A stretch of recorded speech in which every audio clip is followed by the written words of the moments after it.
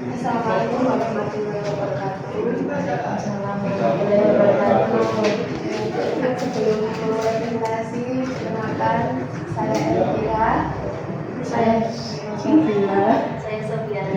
Dan kami akan mempresentasikan mengenai clustering mahasiswa berdasarkan kebiasaan belajar menggunakan algoritma Kallinis. Yang pertama ada pendahuluan kebiasaan belajar mahasiswa memiliki perbedaan yang beragam, baik dari segi waktu, intensitas maupun konsistensi belajar.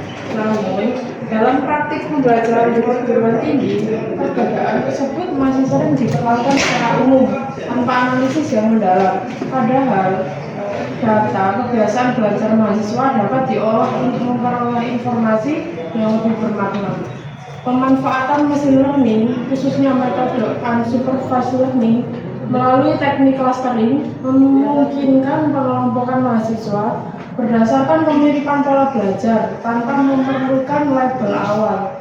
Melalui penerapan algoritma Kallinis, penelitian ini bertujuan untuk mengelompokkan mahasiswa berdasarkan kebiasaan belajar serta mengidentifikasi karakteristik setiap kelompok yang terbentuk sebagai dasar pemahaman pola belajar mahasiswa. Yang kedua adalah dasar teori. Yang pertama, machine learning. Sistem komputer yang mampu belajar dari data digunakan untuk menemukan pola dan informasi tersembunyi. Di penelitian ini, data kebiasaan belajar mahasiswa dianalisis menggunakan machine learning agar diperoleh pola yang bermanfaat. Yang kedua ada unsupervised learning. Jenis machine learning tanpa data berlabel. Sistem mengidentifikasi pola berdasarkan karakteristik data. Hasil pembelajaran berupa struktur atau kelompok data digunakan untuk eksplorasi dan pemahaman data. Yang ketiga, clustering. Teknik dalam unsupervised learning mengelompokkan data berdasarkan tingkat kemiripan data dalam satu klaster memiliki karakteristik yang serupa. Data antar klaster memiliki karakteristik yang berbeda. Yang keempat, algoritma Kallinis. Algoritma clustering yang membagi data ke dalam sejumlah klaster K. Setiap klaster memiliki pusat yang disebut centroid. Pengelompokan didasarkan pada jarak terdekat ke centroid.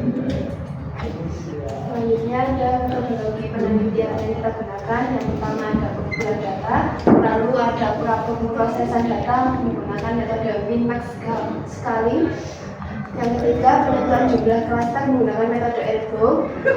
Yang keempat, proses clustering menggunakan algoritma Kallinis dan analisis interpretasi hasil. Keterangan untuk pengumpulan data, jadi data diperoleh dari kebiasaan belajar mahasiswa. Setiap responden direpresentasikan oleh beberapa variabel unik.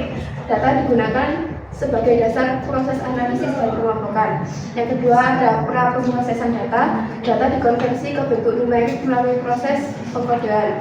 Dilakukan normalisasi menggunakan metode min-max bertujuan menyamakan tentang nilai antar variabel. Yang ketiga, penentuan jumlah klaster ELGO. Menghitung nilai sum of square error SSE, jumlah klaster diuji dan beberapa nilai K. Titik siku ELGO menunjukkan jumlah klaster optimal. Proses Kallinis menentukan centroid awal, menghitung jarak data ke centroid, mengelompokkan data ke klaster terdekat, memperbarui centroid secara iteratif hingga stabil. Yang kelima ada analisis hasil. Menganalisis nilai centroid tiap klaster, mengidentifikasi karakteristik kebiasaan belajar pada setiap klaster. Berikut ada dataset penelitian yang kita gunakan. Jumlah data ada 25 mahasiswa, jenis data kuantitatif. Variabel penelitian yang kita gunakan yaitu berupa jam belajar, waktu belajar, intensitas belajar menjelang ujian, media pembelajaran, dan konsistensi belajar. Keterangannya, dalam variabel utama jam belajar per hari. Jika 1 maka kurang dari 1 jam. Jika 2 1 sampai 2 jam. Jika 3 2 sampai 3 jam dan seterusnya. Lalu ada variabel waktu belajar favorit dengan kode angka nomor 1 pagi, 2 siang, 3 malam. Lalu ada intensitas belajar menjelang ujian 1 sampai 5, 1 sama dengan 5 sampai 5. Lalu ada media pembelajaran 1 berupa buku, 2 catatan pribadi, 3 kombinasi buku dan video, 4 video pembelajaran, 5 platform digital interaktif. Konsistensi belajar 1 sampai 5, 1 tidak konsisten, 5 sangat konsisten. Selanjutnya ada pemrosesan data. Metode min-max sekali mentransformasi nilai ke dalam rentang 0 hingga 1 dengan menggunakan rumus sebagai berikut. Keterangannya untuk X norm adalah nilai data setelah normalisasi. Untuk X data nilai awal, X min nilai minimum pada variabel, X max nilai maksimum pada variabel. Ketiga, penentuan jumlah klaster menggunakan metode ELBO. Metode ELBO, metode yang digunakan untuk menentukan jumlah klaster optimal berdasarkan analisis nilai sum of square error atau SSE. Sum of square error SSE mengukur tingkat kesalahan dalam pengelompokan data. Semakin kecil nilai SSE, semakin baik kualitas klaster. Secara matematis, SSE dapat dirumuskan sebagai berikut. Berikut hasil ELBO dari dataset yang kita gunakan, dan di sini menunjukkan bahwa metode ELBO yang kita gunakan berada di jumlah klaster yang ketiga. Jadi klaster dari ELBO ini menunjukkan hasil analisis yang akan kita capai adalah 3 klaster. Dan berikut ada perhitungan nilai SSE sebelum adanya penentuan grafik ELBO-nya yang optimal. Berikut ada implementasi algoritma kami menggunakan Python.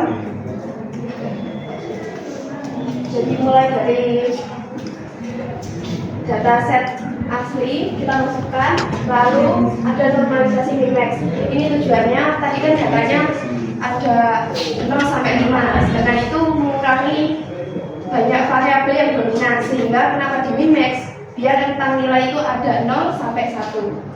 Lalu ini kamisnya dijalankan data asli, nilai centroid didapatkan setelah kamis dilakukan, dan berikut hasilnya. Ini bukan hasil implementasinya, yaitu berupa data aslinya yang sudah kita jalankan. Lalu yang kedua, data setelah dinormalisasi, jadi tidak ada rentangnya lebih dari 1. Ini hasil data clustering, sehingga dari nilai normalisasi rentang tadi kita sudah bisa membuat clusternya bahwa dari data normalisasi ini bisa masuk di cluster yang mana. Karena kita tadi clusternya ELBO-nya 3, jadi ada 3 cluster, yaitu cluster 0, 1, dan 2. Dan centroid akhirnya atau nilai rata-rata atau nilai yang termasuk dalam cluster itu bisa dilihat di sini.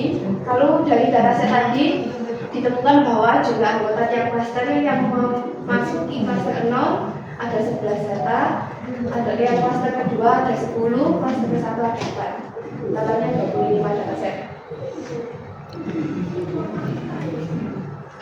Hasil analisis cluster 0, mahasiswa dengan pola belajar menjelang ujian. Cluster ini cenderung meningkatkan aktivitas belajar ketika mendekati ujian atau tingkat akademik. Tentang nilai variabel pada cluster ini adalah jam belajar rendah hingga sedang, yaitu pada angka 0 sampai 0,25. Waktu belajar dominan di malam hari. Intensitas belajar menjelang ujian tinggi, media pembelajaran sedang hingga tinggi atau pada rentang 0,5 sampai 0,75. Konsistensi belajar sangat rendah, 0 sampai 0,3. Lalu kedua ada cluster 1, yaitu mahasiswa dengan pola belajar intensif dan konsisten.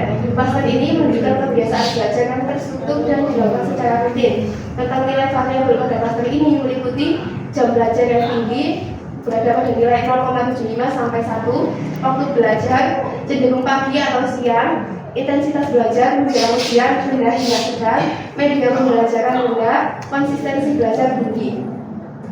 Lalu ada klaster 2, yaitu mahasiswa dengan pola belajar sedang dan fleksibel. Klaster ini menggambarkan mahasiswa mampu menyesuaikan waktu dan metode belajar sesuai kebutuhan akademik. Rentang nilai variabel pada klaster ini adalah jam belajar sedang dalam rentang nilai 0,5 sampai 0,75, waktu belajar siang hingga malam, intensitas belajar menjelang ujian sedang, media pembelajaran kombinasi, konsistensi belajar cukup baik. Ada di rentang nilai 0,67. Kesimpulannya, algoritma kami mampu mengelompokkan mahasiswa berdasarkan kebiasaan belajar secara sistematis dan objektif. Penentuan jumlah klaster menggunakan metode ELBO menunjukkan bahwa jumlah klaster yang paling optimal adalah klaster 3 yang ditandai dengan penurunan nilai sum of square error SE yang signifikan hingga titik tersebut.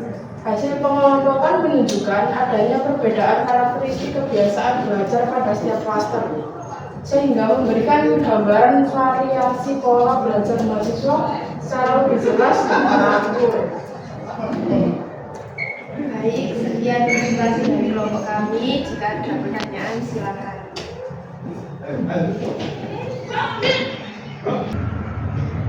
Saya ingin bertanya bagaimana jika terdapat variabel yang lebih dominan dibandingkan variabel lain dalam proses klaster. Ingin ada pertanyaan lain? Oh ya. Oke, singkat mau bertanya apa dampak pemilihan jumlah klaster K sama dengan 3 terhadap hasil analisis dan apa yang terjadi jika nilai K diubah? Jawab untuk pertanyaan.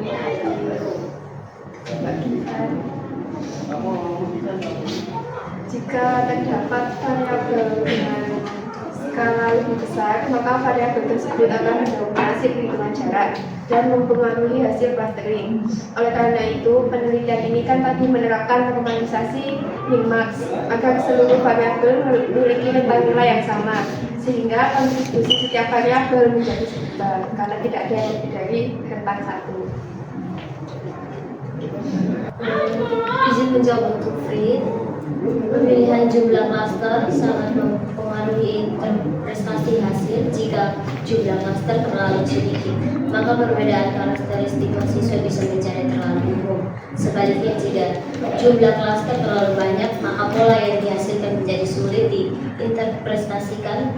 Nilai klaster 3 dipilih karena memberikan keseimbangan antara tingkat detail dan kejelasan pola berdasarkan metode ELBO. Mau tanya, tadi datasetnya ada berapa?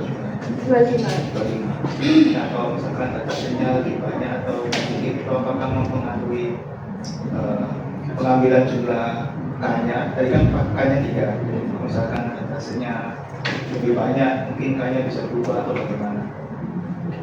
Oh ya, NPM 21 220.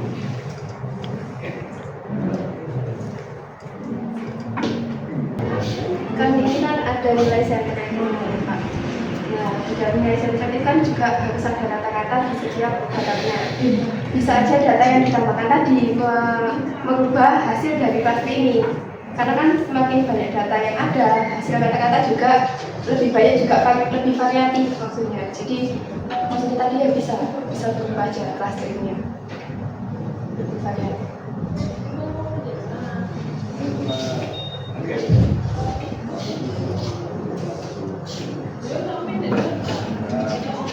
Oke, sekian presentasi dari kami. Mohon maaf jika ada salah kata. Assalamualaikum warahmatullahi wabarakatuh. Waalaikumsalam.